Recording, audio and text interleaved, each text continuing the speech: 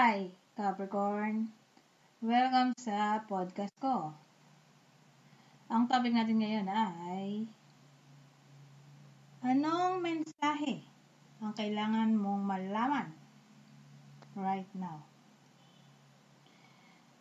Para lang po ng mga video ko ay timeless, general reading at for entertainment purposes lamang. So expect na po natin na ang reading ay pwede mag-resonate sa'yo. Pwede rin hindi at pwede rin mag-resonate sa taong iniisip mo ngayon. Kung hindi man para sa iyo ang reading, pwede ka namang pabook ng reading sa akin para ang reading ay directly para sa iyo na talaga. So, okay, magsimula na tayo. Anong mensahe ang kailangan mong malaman right now? So, ang mensahe ay may kinalaman sa prosperity. Yay! Prosperity. Opportunity. Abundance. Dami. Yan dating. Kung baga, ang kailangan mong malaman right now ay may swerteng parating. Okay? Lalo na kung may kinalaman sa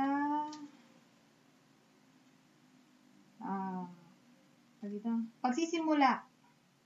Ganun eh. Yung magsisimula ka na, halimbawa, magsisimula ka ng bagong business or basta may something na parang sisimulan. Parang new opportunity. Ganun. So, yan. Kung ang itatanong mo ay tungkol sa love life, wala eh. Sa single tayo muna.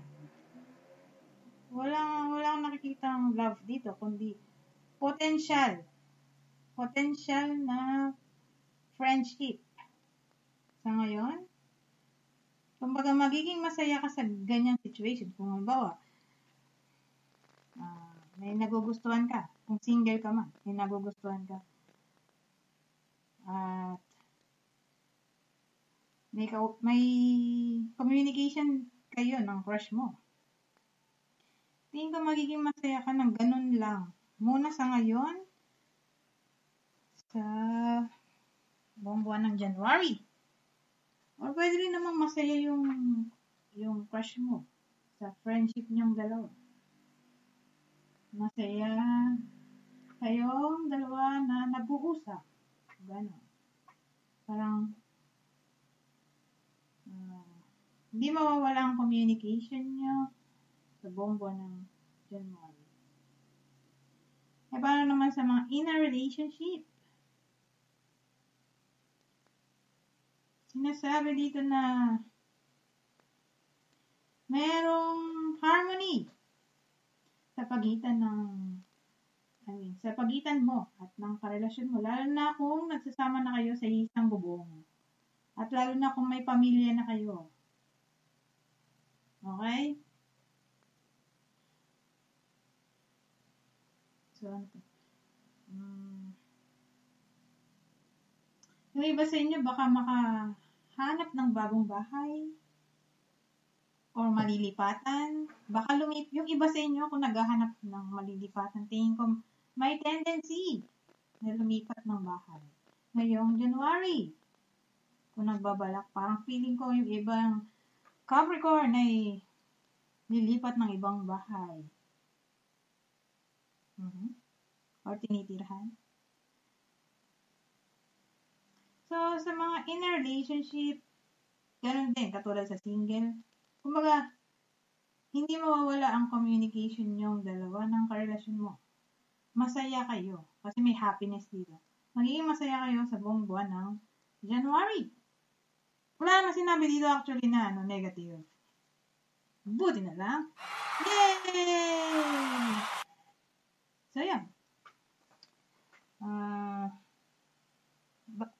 Kung single ka naman, or mapa-single or in a relationship, may tendency na magkaroon ka ng bagong friend or bagong best friend. Parang makakahanap ka ng sarili mong community, grupo, ganyan na pare-pares kayo ng gusto. Magkakasundo kayo. So, ano ba? Tapos na naman tayo sa kung sino yung tao sa reading natin. May mga clue ako dito. Yung clue natin, pwedeng mag-resonate sa'yo. Pwede rin dun sa taong iniisip mo ngayon. So, ang clue natin dito ay hindi mataba o payat ang pisngi. Sakto lang. Ayan, gano'n. Sakto lang ang hitsura ng kanyang pisngi. Hindi mataba, hindi rin payat. May clue rin tayong nasa ibang bansa. Pwede rin malayo sa'yo. Kumbaga, pwede rin long distance relationship or nagkalayo kayo.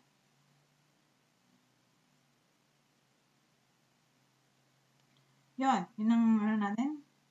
Clue, meron pa. O pwede rin foreigner. Kung foreigner yung kapartner, possible. Or kung ikaw or yung kapartner mo nasa ibang bansa, baka para sa iyo ang reading na to. Kasi may clue tayong ganun. Nasa ibang bansa. Pwede rin na ang karelasyon niya ay Libra. Or pwede rin namang ikaw pala yung may Libra na sign sa birth chart. Sabihin natin moon or rising sign. May Libra. Baka para sa yung reading na to. At ang huling clue natin ay may kinalaman sa ang specific na gender niya ay lalaki. Lalaki daw eh. Actually, pwede naman to sa lahat ng sa parehong gender. Okay, or sa pangkalatang gender. Kasi marami na ngayong gender. Pero specifically, siguro sa lalaki. Kasi meron tayong dito, lalaki. So, tingin ko, natamang reading sa lalaki. So, tandaan. Meron tayo dito, manifestation. Parang kung ano yung gusto mong mangyari when you wish, gino-goal, or pinaplano, may tendency na makuha mo. Okay? Kumbaga, ngayong January, parang sinasabi na huwag matakot mag-experiment. Ganun dating. Huwag matakot mag-experiment. Kasi supportado ka ng universe. So, I think that's it for now. Sa mga Capricorn na napadpad sa podcast na to.